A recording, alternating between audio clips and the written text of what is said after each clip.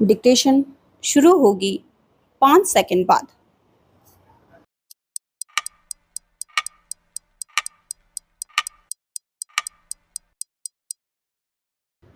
Start.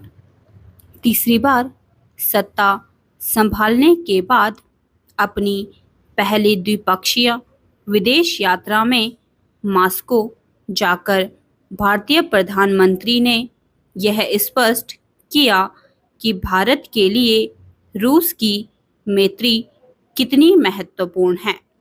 अपनी इस यात्रा में उन्होंने दोनों देशों के आपसी संबंधों को आगे बढ़ाते हुए यूक्रेन युद्ध के संदर्भ में जिस तरह यह कहा कि बम बारूद और गोलियों के बीच शांति वार्ता नहीं हो सकती, उससे उनके उस चर्चित कथन का स्मरण हो आया जिसमें उन्होंने पुतिन से दो टूक कहा था कि यह युद्ध का नहीं।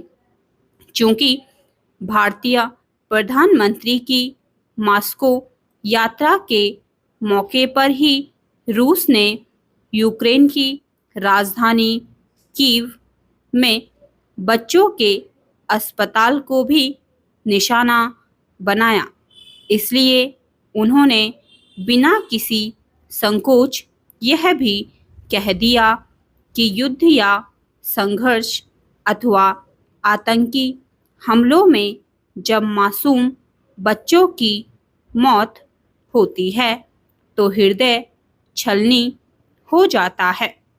भले ही भारतीय प्रधानमंत्री की मॉस्को यात्रा के अवसर पर यूक्रेन में रूस का जोरदार हमला वाशिंगटन में अमेरिका के नेतृत्व वाले सैन्य संगठन नाटो की बैठक को देखते हुए पश्चिमी देशों को संदेश देना है, लेकिन भारतीय प्रधानमंत्री के लिए रूसी राष्ट्रपति को यह संदेश देना आवश्यक हो गया था कि भारत इस तरह के हमलों का समर्थन नहीं करता। देखना यह है कि यूक्रेन युद्ध पर भारतीय प्रधानमंत्री की फिर से खरी बात पर रूसी राष्ट्रपति कितना ध्यान देते हैं, लेकिन भारत को रूस के साथ अपनी मित्रता जारी रखते हुए यह स्पष्ट करते रहना होगा कि वह रूस यूक्रेन युद्ध को यथाशीघ्र समाप्त होते हुए देखना चाहते हैं। यह केवल भारत ही नहीं बल्कि विश्व शांति के हित में है। यह समझना कठिन है कि यूक्रेन के राष्ट्रपति ने भारतीय प्रधानमंत्री और रूसी राष्ट्रपति के बीच बातचीत का पूरा विवरण सामने आने से पहले ही अपनी नाराजगी क्यों जता दी। उन्होंने एक तरह से कूटनीतिक अपरिपक्वता और उतावलेपन का ही परिचय दिया। उनके इस अपरिपक्व व्यवहार के बावजूद भारत के लिए यही उचित होगा कि वह रूस और यूक्रेन के बीच के युद्ध को खत्म कराने के लिए हर संभव प्रयास करे।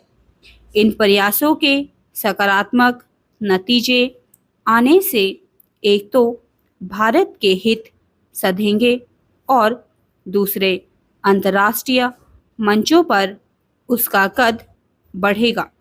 भारत के लिए यह भी आवश्यक है कि वह रूस से अपने संबंध आगे बढ़ाते हुए इस पर ध्यान दे कि उसे जिस चीन से खतरा है उस पर रूस की निर्भरता बढ़ती जा रही है। भारत को रूस को यह संदेश देना ही होगा कि उसे अपने प्रभाव का इस्तेमाल करते हुए चीन को अपनी हद में रहने के लिए कहना होगा। इस सब के बीच इसकी भी अनदेखी नहीं की जानी चाहिए कि रूस की चीन पर निर्भरता बढ़ने का एक कारण यह भी है कि भारत रूस को उसकी ज़रूरत की सामग्री का निर्यात नहीं कर पा रहा है। स्टॉप।